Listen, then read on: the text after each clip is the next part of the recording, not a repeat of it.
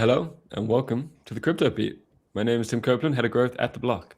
Joining us today, we have Jordi Alexander, founder and CIO of Seleni Capital, and Zaheer Abtekar, founder and CIO at Split Capital. Welcome to the show. How are you all doing? Thanks for having us, Tim. Doing as well as possible given the last couple of days. Yep. Today we will be talking about the downturn in the markets and whether we should all be getting real jobs. So, I'm going to start this podcast with a little bit of a depressive note. The timeline, it's at all-time lows, as far as I've seen it over the past sort of 7 years or so. Gainsey tweeting we're going to the shadow realm. TM tweeting the lowest crypto sentiment since World War II. And Jaws tweeting the move's worse than FTX. So my question is, how bad is it?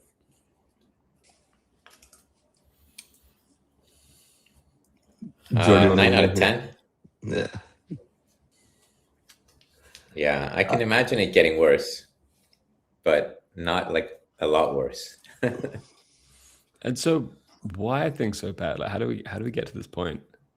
I think there's this issue of the price may not be reflective, or the spot price of Bitcoin may not be reflective of how negative the kind of sentiment is, if that makes sense, for the broader market. But if you look at another kind of index like others, or like top 10 or something like this, there's a lot more, like Total 3. There's a lot more nuance there that might kind of show that markets are a little bit further down in terms of sentiment than people realize. And part of the reason is just, there's a big boogeyman case after, October 10th. But there's still a lot of questions around, what that unwind has looked like in reality. No. Sorry. Okay, so you mentioned like October 10th. I've seen a lot of, I don't know if I call it conspiracy, but a lot of like speculation and people sort of saying like something must have happened. No one knows what it is. Like, what really happened on October 10th? And do we think there's a lot of like, did it have a lot of consequences that aren't public? Or is it just sort of changed perception somewhat? Like, what do we think that day did to crypto? I think that it kind of exposed some of the weakness in the perp structure that we have right now. The traditional markets have this they have clearers and prime brokers, and they have these structures where something bad happens, you get a margin call, and then you have some time to meet the margin call, and then it's the responsibility of somebody to liquidate, and that generally helps liquidations happen a bit smoother. The problem with the kind of structures we've created is that there's cascading liquidations where one guy's liquidation causes the next guy's liquidation, and then we just had this full wipeout of entire books down to zero, which I think is a bit of a market structure problem. We've talked in previous years comparing different exchanges and which one liquidates more gently, which one liquidates more aggressively, but nothing really happens because when the markets are good, people just forget, they pile on the leverage, and then once every couple of years we just get one of these really bad events that hurts both the retail but also hurts a lot of the professional investors, and this was probably the worst one that I've seen. Yeah, I think that's right. Sure. Do we think there was anything else that sort of really helped bring crypto down? I mean, a lot of people are now sort of starting to blame pump.fun as it sort of created infinite tokens, and that just sort of spread the liquidity very thin, and sort of, you kind of, infinite tokens all infinitely valuable. It definitely impacted things. I think there's probably more of a regime change than anything. I think every few months, few years, there's this loss of appetite for crypto because of some traumatic event or another. In this case, you could point to October 10th or something else. But if you look at it from a longer term perspective, there's some issues also with, what is the market looking forward to, right? Outside of the upcoming Mega ETH launch, there's not a lot of massive valuation projects that are coming to market anymore, right? There's no big headline, exciting thing that everyone wants to work towards. In the past, this market used to be kind of shoehorned by like, a big TradFi player coming in back in like 2018, 2019. And then in 2020 and 2021, it was like big VC dollars coming into the space and evangelizing certain projects. But now, like, we're at the tail end of the like massive valuation layer one like infrastructure game. And so I think the part of the problem is that there's no like direct optimism for something really big and exciting to come around the corner anymore. It's just a little bit more like, okay, it's going to take a long time for a lot of projects to mature and get to like a very healthy level. But during that period of time, like growth is not, an exponential outcome, right? Like you will have, very slow iterative, kind of progress made, and then over time you'll find the value of it. But it's not. There's no more like really, really exciting thing to get behind in a very short amount of time. And I think that causes a bit of a duration mismatch between the market expectation and where builders are. I definitely don't blame Pump Fund. I think that just getting a ticker listed on an exchange used to be way too much of a free, 9-figure plus valuation, just because there weren't that many tickers and it didn't really make sense. I mean, you had complete junk that would just get a listing and automatically be worth, this amount, because you would just add like the number of baseline valuations on a Binance token or an OKX token, and that would automatically be its value regardless of what it was. And Pump Fund kind of like exposed that, you can just have tickers and people can trade them without even doing anything underlying. And that was like a natural, I wouldn't say it's good or bad, it's just a natural evolution of like understanding what the optimal outcome, which we're slowly arriving to over many years, which is, probably going to be that we go back to like needing things that have some sort of distinct value.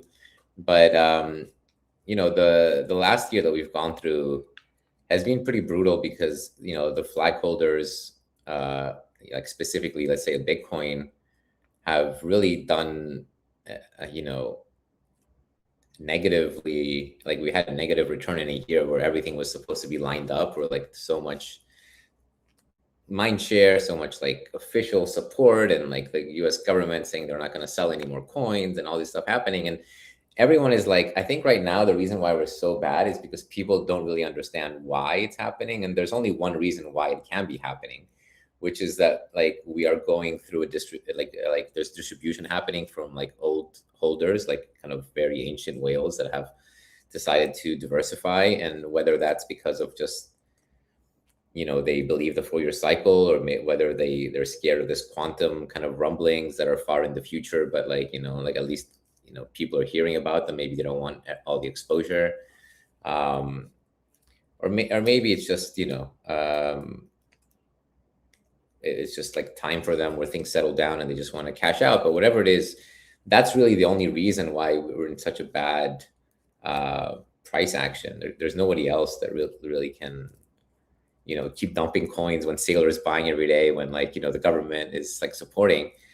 And it's discouraging, because it's like this dark matter of the universe that you kind of see like the effects of it, but you don't really like understand or predict it. We don't really have a model for like why are they selling again, what's going on. You just see these wallets suddenly move, and it's just so depressing. That's like also obviously it gets better over time, like the distribution improves over time, and every year it gets better. And I think eventually like we won't have this kind of effect. It'll trade more like I want to say gold. I mean, we've seen gold have some interesting moves as well.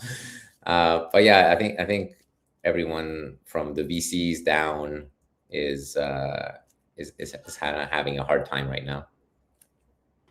Yeah, I guess there's a bit of a time mismatch between sort of like Trump coming into power and sort of saying we're going to provide good crypto legislation, and prices will massively go up, and then people realize how long that takes and how much effort that takes. And then are you even going to get good regulation at the end of it? Even with a pro-crypto president, it's still a really complicated process. And I think we're seeing that play out, and it's taking years. And I guess that's where, and even once that legislation is in place, it then takes years for projects to build based on that, and then seek adoption that way. I also think, Zaheer, to your point, I do think almost in some ways the tech is kind of ready. Like we have high performance layer ones, we have like this sort of incredible tech, and launching like another one that's 5% faster or whatever doesn't like change things up so much. It's more we have to now apply this tech more, with real products, which in part, maybe depends a bit on the legislation. But I do think we need this sort of productization for crypto to kind of hit the next level. For now, it's all these sort of pointless tokens, and there's just so many of them. But we sort of need to have a different kind of value, I think. Like, do we think that maybe this could be the year of app coins or something, where it's like people start vibe coding apps and each app has a token? Like I've seen the sort of mumblings about this on Twitter. I think there's, it's a good point. I think it's not really like the year of anything anymore, in my view. You could kind of say that it was maybe the year of the stablecoin in 2025. But as the industry matures, as crypto gets to a place where the kind of product categories or the winning categories are a little bit more well defined, right? Like exchanges, stablecoin issuers, that kind of thing, right? You start to get to a position where now real quality product builders can come in to the space and be like, okay, I'm going to build in this vertical and like build a better product feature set, or build up, like iterate faster than someone else, and win a market, right? So even though there is like a lot of like, call it consternation around like the venture market in crypto, there's still a lot of valuable product angles. They're just very, very siloed out, right? So stable coins like are still pretty like growing pretty aggressively, right? Whether that's any of the investments you want to make across the payment stack or anything like this vertical is growing pretty aggressively, right? Or even something that Jordi's involved in with Dream Cash, right? So HIP3 is growing, right? Even if in a world where maybe trading volumes are down broadly, there's more and more product iteration towards something that's a little bit more tangible. I think part of it comes down to just the space no longer gets away with like kicking the can down the road in terms of how value will be accrued. And I think as a result of this, we just have to, like, the space will by default, generate revenue or die, right? So, make real dollars, create real value for people, or it will just not, be relevant. I think in the era of like AI or robotics, whatever you want to call it.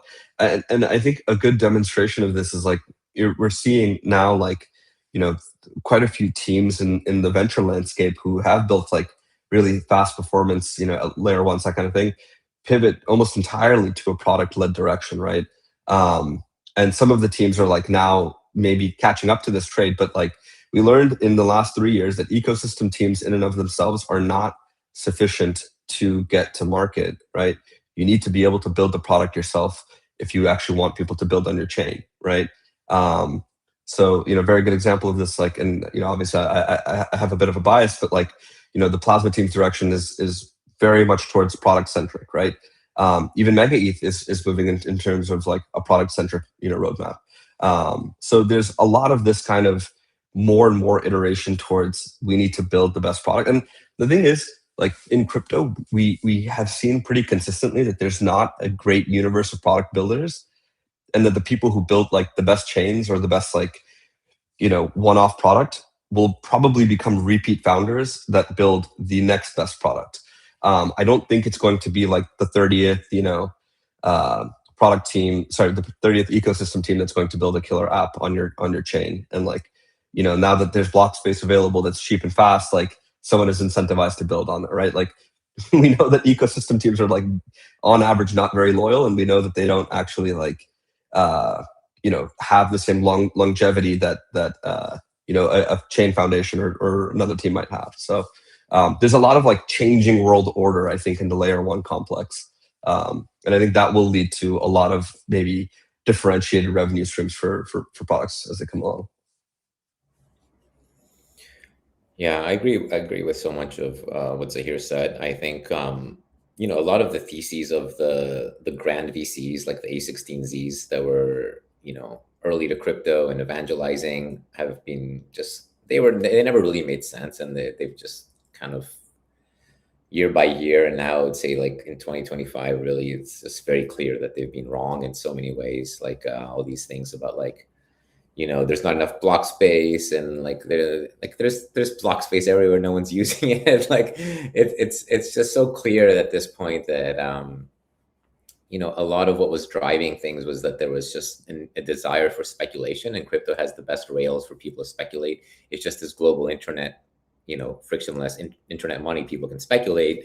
And when it was early and there were still like more people joining than exiting, which was, maybe the case up until recently, you just people have both entertainment and financial returns, which is that's the golden thing because everyone as an individual just wants to make money and be entertained. That's their goal.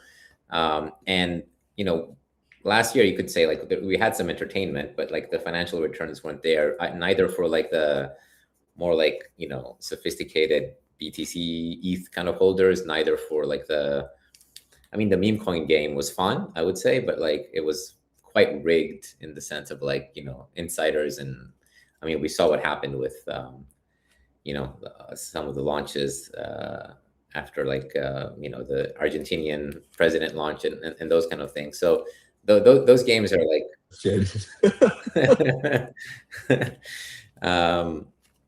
yeah, to Zaheer's point, we've realized that we do need to think about what will have users and revenue. And Hyperliquid is probably the only thing that's really come out of recent times that's done tremendously well. And even that, within Hyperliquid, if the coins that are being traded are all going down, then people will stop using the product anyway. It's a shit product if you just lose money. It doesn't matter what the UX is. And I think the first step is things maybe come back to baseline on prices, which I think has happened now across alts. Alts are really depressed at this point. I think there are kind of good opportunities there now for the first time. And you're kind of betting on survival. You have things like Layer Zero, Eigenlayer, some of these things that were super big names even years ago, but now you can kind of decide if it's still going to be a thing, then it's cheap, I can get it now. Or is it not a thing, then maybe just let it go to zero. But I think this move towards first getting some of these traditional markets that have the volatility right now. The traditional markets are so volatile, both in cash equities and in commodities, as we've seen. The term super cycle was initially, I think, used quite a lot for commodities, commodities super cycle. And instead of getting one in crypto, it seems we're getting a bit of a commodity super cycle. And I think it makes sense to, have rails for people to trade those instruments in the same way they've been trading Litecoin and Bitcoin Cash and all this kind of vacuous stuff. At least there's something there. Although I heard something funny, which is that the good thing about crypto assets is that they can only go to zero, they can't go negative, while commodities, we've seen oil and other things go negative because you have to physically deliver it somewhere. So at least we can't go negative. That's the silver lining. Well, not yet. You never know. Firms can go negative. That much we've learned, right, Jordi? Well, I was kind of thinking almost when you have stuff like Tornado cashed ETH, when almost you don't want the token where it's a bad thing to have, you could argue there's a premium on that. A bunch of super interesting points. I'm going to start with Zaheer, you said about sort of productization. I do think where we've seen glimpses of it, things have kind of done well.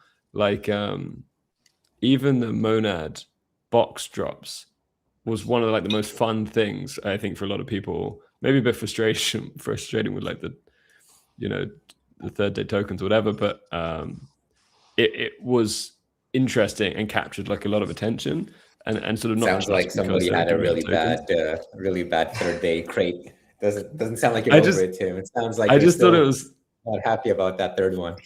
Well, I just thought if I was going to design it, I'd almost have it sort of like a multiple where you get 1x first day, 2x the next day, then 4 or 6x. So people are it gets bigger each day, and then it's sort of logarithmically so. But yeah, they just dunked it on the third day, and everyone was just I think it gave people a bad vibe, and then they made them wait a month. But I'm more sort of other things. I mean, like Fantasy Top, it was a bit more sort of trading focused and like sort of gaming focused, but that sort of did quite well. I also saw like a couple of Mega ETH apps like looking pretty clean. I do feel like when people get something that's actually just genuinely really usable, and we saw it with Telegram mini games as well. Like annoyingly, it was literally just like press a button, but the actual, if it had been a bit better games, I think they would have done a bit better. But I do wonder if crypto is sort of quite boring and slow this year, if like it could be the perfect time for someone to launch a sort of a crypto game that's actually just fun to play, and people just end up playing that out of boredom, and then it becomes a big thing. Like, do you think that could happen this year, or is crypto gaming just never going to happen? I think like this is all possible, but I think you need to solve like real issues first for people, right? Like, to Jordi's point, hyperliquid solves a very real problem. Like people want to trade gold, like, and they can't, and they don't have easy access to. Like, great, they can now do it, right? Like, or like XAUT solves a big problem, right? Or people getting spot gold that they maybe can't get access to in a specific market. I think we're like, the space is too deeply nihilistic and doesn't think like, maybe like on a 3-year time horizon. Instead it thinks on a 1-year time horizon. And if you even look at it's so funny. So if you even look at the like development of any of the big L1s in the last couple of years, it's always been a very narrow 1-year time horizon bet, right? Like, go back to 2022 and have a conversation with any founder of a big L1. They would just say like, block space is a big problem. We need to like create infinite amounts of block space, that's cheap, fast, scalable, whatever. Well, like, that's a very 1-year oriented view. If you knew that everyone in your cohort is also building for this universe, then you'd immediately imagine that block space will become very commoditized and not a big deal, right? Like, the trajectory for ETH gas fees was going down, not up, right? After 21, and so you're coming into this mindset of like, too many product founders have just been like very 1-year oriented, i.e. like they can think insofar as like their product going live and their token going live like right away, and then we'll figure it out from there. But that's obviously been a bit of a problem. I think once people can think a little bit more about what will the world look like in 3 years time, 5 years time, and let me start building for that future, then things start getting a little bit more interesting. I think honestly, again, like the two spaces I see this the most in, and maybe it's just like a bit of a bias, is the trading space, right? People like trading today feels a lot more advanced than the rest of the crypto, right? Like being able to trade on a DEX, like anytime, anywhere, anyone can log in, is like pretty futuristic in that sense. And then the stablecoin space, right? Like stablecoin infrastructure is moving to now, like we're at like every single day we hit a new like high of what is possible. But you're getting to a point where stablecoins and like traditional rails are almost 1-to-1, right? So like these are the points of the space that are getting to that futuristic lens. I think a lot of the other product founders so far haven't found that sort of magic with their kind of applications and stuff. They're still thinking about it in like a 2021 2022 era like lens, in a sense. Like they're not really putting it in the context of what will crypto or traditional payments or fintech or trading look like in 2030. And I think if people start building towards that, it'll become a much brighter future for them. I think there's a lot of pressure from sort of market participants broadly. Was it Justin Drake who did like a 7-year Ethereum development plan, and just everyone was like furious about like how slow it was? Like, there's definitely a lot of sort of short-term pressure from a lot of people. Ethereum went through this just horrific management hippie, I don't even know what to call it, like stage. And I think they're finally getting their act a bit together now, like seeing much more like reasonable posts out of the foundation, and like, they're kind of targeting things like either like AI agents or things that like actually like, financially make sense, which is good to see. It's been, on its spiral to zero. And I think now like I'm a little bit more optimistic Ethereum than I was last year. I think Canton is one of the projects that is really kind of bringing some of the traditional Wall Street players together and creating cabal, which I think is kind of, you need that like cabal group to really get something meaningful done. And, we invested along with like all kinds of like Goldman Sachs and all Citadel, all kinds of people like this, and creating this kind of group to hopefully, get legislation, get the big players to actually start putting things on chain, with privacy, like, which is very important for traditional markets and doesn't really exist on most chains. Although I think Ethereum is working on that. So there's like, this tokenization demand, like you see everyone is hiring like ahead of crypto, like all the banks, UBS is offering it to the client. Like the headlines, I'm seeing the headlines every day and it's like, oh, this is so positive long-term. So there are like, to tie into like, is crypto dead? It's not dead if like, everyone is starting to like hire people and create a strategy around crypto. So I think like there are reasons to be optimistic, both on tokenization, both on like, the fact that some of these dexes are competing with like CFDs and like plus 500 and some of this crap out there, which like people have been trading on for access to traditional financial products. And I think it's just much better to do it on crypto. So like, trading category, like tokenization category. So here obviously mentioned stablecoin category, which is the clearest one that's already like fully established, like product market fit. I think to your point, Tim, like there might be more good apps, like a more pump fund type of like speculation apps. I mean, it's such a big space. The world is getting hyper financialized. I just can't believe how much people are getting into some of these things like sports betting. I mean, it's become so mainstream. I'm seeing like Kendall Jenner advertise like on her main Instagram, like some sports betting thing. And like, there's some like crazy valuations going on for these sports betting platforms, which, I look at their odds and like their odds are even like, they're bad even by like, meme coin trading standards. Like it's really unlikely that somebody can like, win a lot of money. But unfortunately, like the young generation really likes these things like sports betting and these kind of hyper financialized things. They just want to like dream about winning waking up in a new Bugatti. Apparently that's the song my young daughter is already learned at school. I don't know. These fucking 6-year-olds are talking about waking up in a new Bugatti now. So I don't know what's happening out there. Yeah, pretty much. I mean, I remember when I was sort of shocked because there's like a Betfair on every corner in the UK. So I was kind of shocked when I was like, wait, it's banned in America, like land of the free, and you don't have like betting shops. So yeah, I think that will definitely like expand a bit more. I mean, to your point about the hyper gap, Betfair is super interesting because it was the OG prediction market. I mean, I was like semi-professionally trading on Betfair during like 2007 to 2011, like around that period. I was just spending a lot of time finding edge on those markets, and it kind of went away. Like you said, it was banned in the US, and they had to kind of just like keep shrinking their accessibility, and it got like very small, and the whole prediction market space just basically would maybe bet on the US election, and that was it. Like maybe 2012, 2016, like there was a lot of volume there. And then we just had this like explosive comeback as if like they've, rediscovered like bread or something. And now it's like this amazing new technology. Like, those of us who have been using Betfair like, decades ago are very well versed in this stuff. And, it just shows that like there are still opportunities. I never expected something that is literally what we were using as Betfair would start to grow into like these decabillionaire valuations. And then you have like the US government start talking about like insider trading and like, we need to stop the insider trading, when the whole thing is that it's insider. Like that's the whole purpose of prediction markets, is that like insiders just make money. So it's not really scalable in some of these things, apart from like maybe like sports betting, which is like more of like a random event. But yeah, it's interesting to see how that's grown.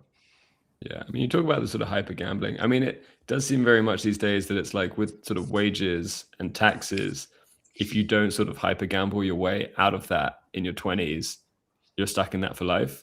And that sort of seems to be the mindset of just like a lot of people, especially people who are sort of in crypto. They just want to just get ahead of that and just, maybe not make like millions, but make enough that they're not sort of, living day to day for the rest of their lives. There's this weird phenomenon in crypto where it's like a high school in a sense, where it's like, you read content on the timeline, and there's a sort of conversation between different people about how to make it out and how to, maximize your happiness and, how to gamble your way through wealth, but like to get to wealth rather. So it is like very reflexive, right?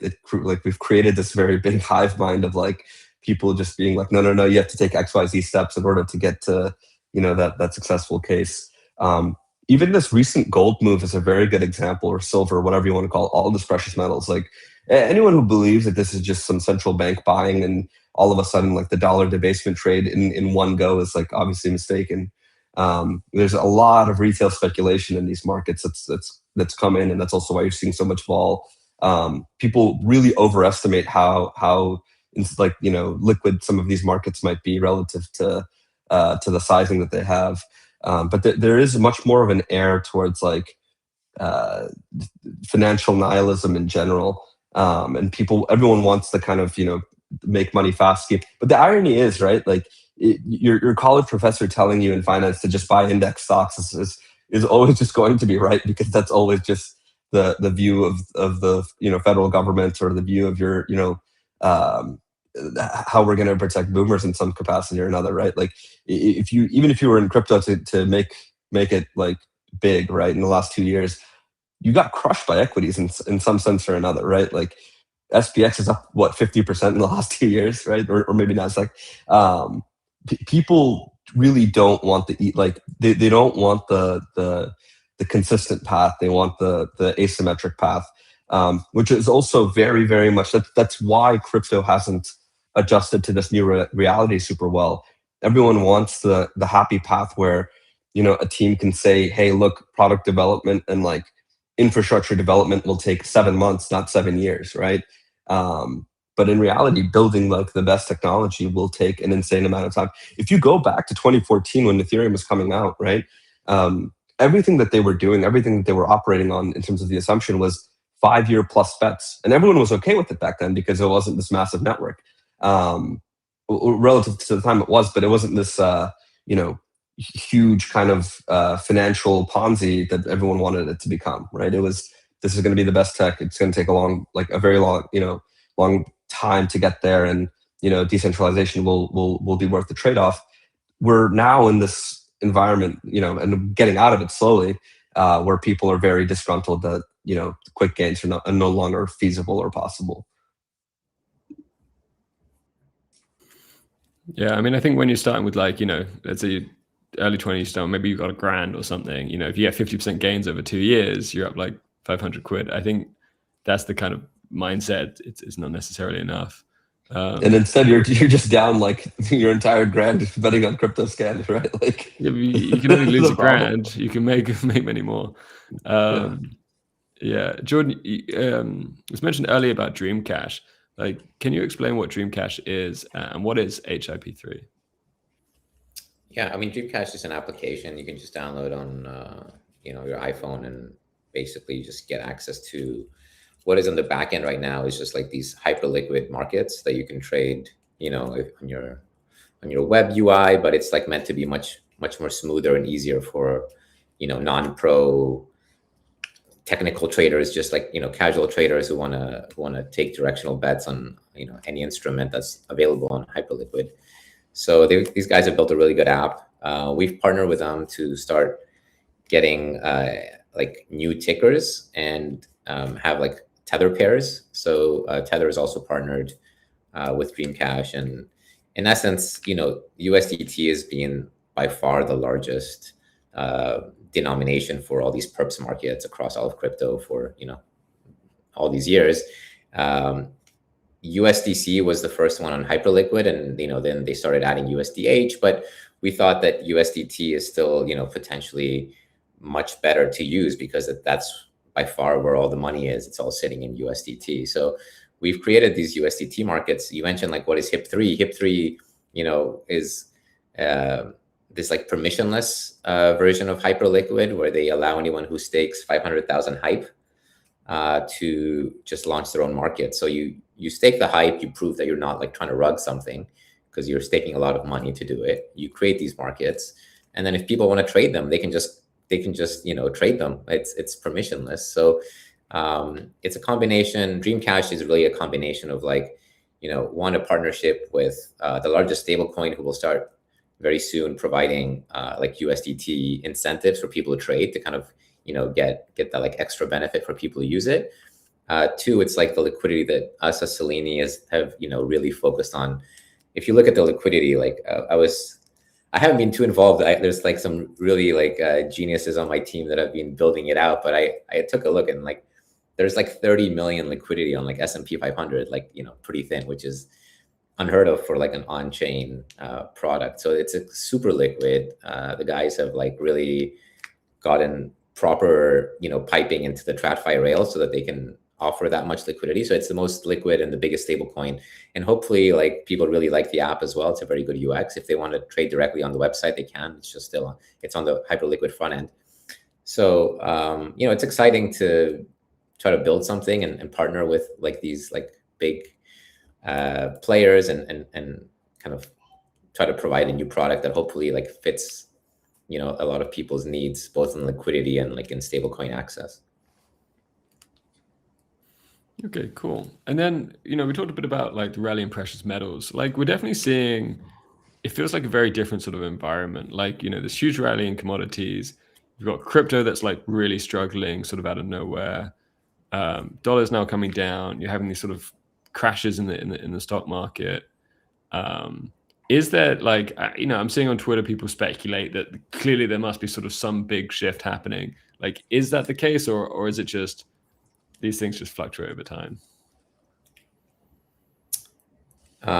Look, like we did get a Fed chair. I don't know it's not formally announced, but it sounds like it's basically confirmed, who is pushing me back in the direction of like, I hate this phrase, like this, like nothing ever happens phrase, but it does seem that there's like these forces that force things back to like reversion. And I think the dollar was starting to fall apart.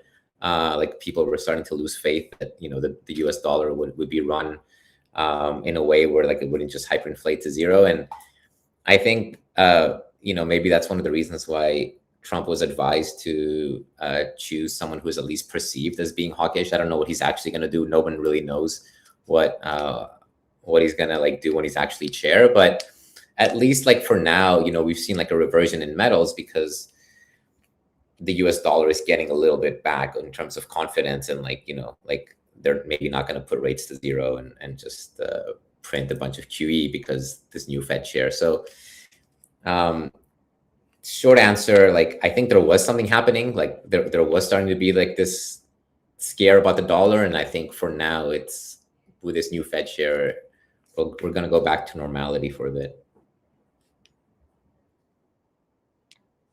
A poly market line changed the spot price of gold pretty aggressively across the board. I think that was probably the indication that they wanted to give, right? Maybe we side with someone a little bit more hawkish so markets don't get out of hand. The American government sneezes and the world catches a cold very quickly, or at least degenerate traders on love. And sort of alongside that, everyone in crypto kind of these days seems to be more interested in sort of anything else. Things like precious metals, investing like AI or rocket stocks or like Pokemon cards. Like, are we just moving on, or are we just sort of like keeping ourselves entertained as we sort of wait for crypto to get exciting again? I mean, those things are crypto. Like they're becoming crypto, right? Like I would say that the things you mentioned are going to start intertwining more and more with crypto. Both like AI rails will have more crypto elements. Obviously, like these traditional commodities are going to hopefully.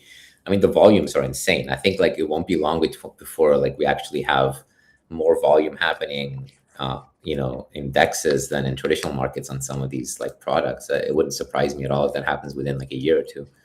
I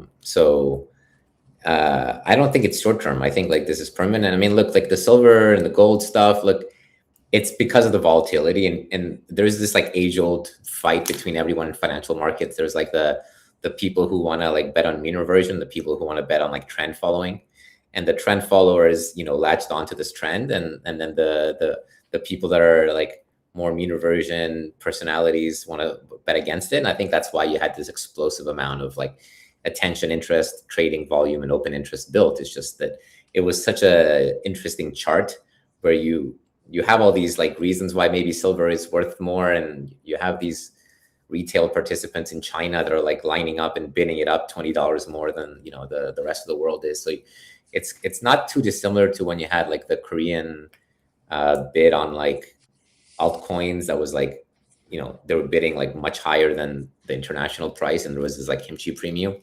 So you kind of like have that effect going on in silver. And whenever you have this level of like retail and global participation, it just makes for like a really interesting thing. So I've been happy that we can easily trade this stuff on chain, and it's been it's been fun, I have to say. So, but when these metals quieten down and there's no volatility, no one's going to trade them. They're going to look for the next thing that has volatility.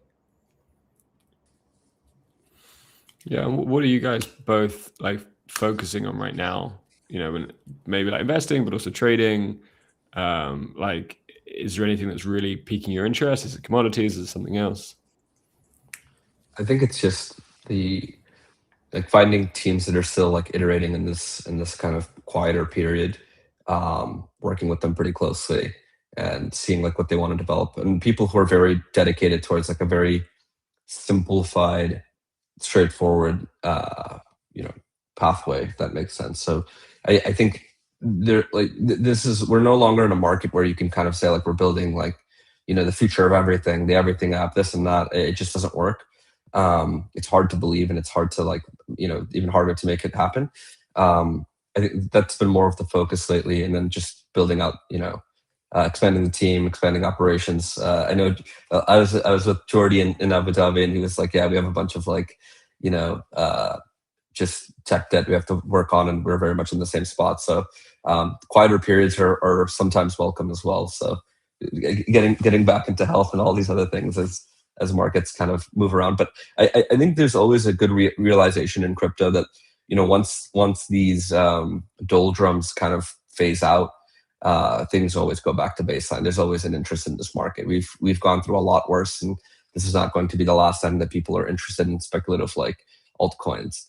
Maybe the nature and the conduit by which they want to express that view will change, but we have not seen the end of crypto altcoins or demand in crypto or speculation in this market by any means.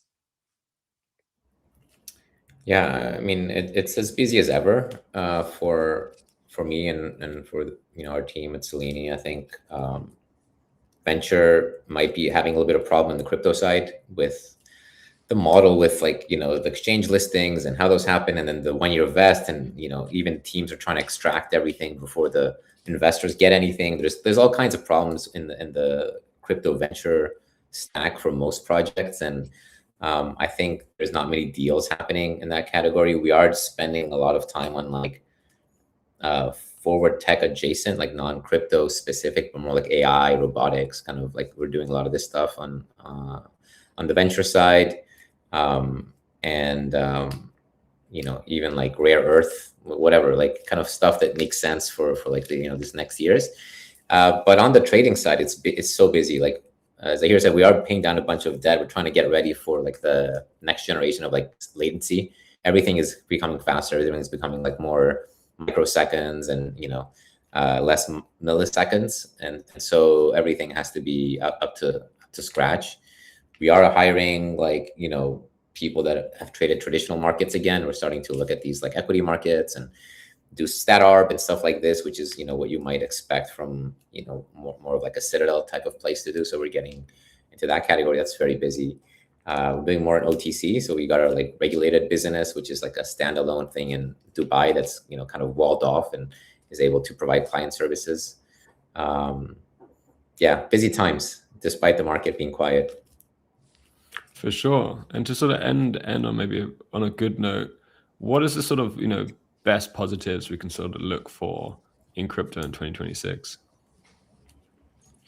I think we're very much seeing some products really come to life, and even work in good conditions, bad conditions, which is very positive. There used to be this drag in crypto usage where if prices were down, all of a sudden usage would go down. But now we're bringing more and more things onto cryptos, as Jordi said earlier, right? Like the other day I saw the second highest liquidation event was on XAU, right? On Hyperliquid. Just an interesting kind of spot to get to, where for a very long time we've been saying that we're going to bring all these traditional assets into crypto, and it's finally happened.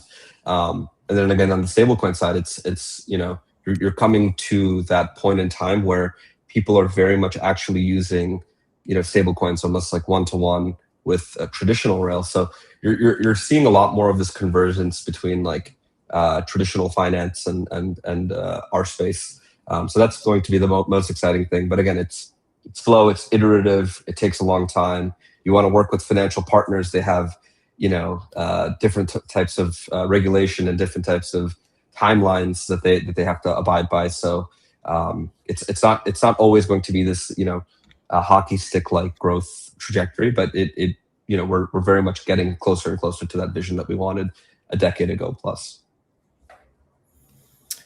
I think the most exciting thing is just that the ratio of mind share of crypto to like market cap of crypto is just like so high. It's definitely at an all-time high.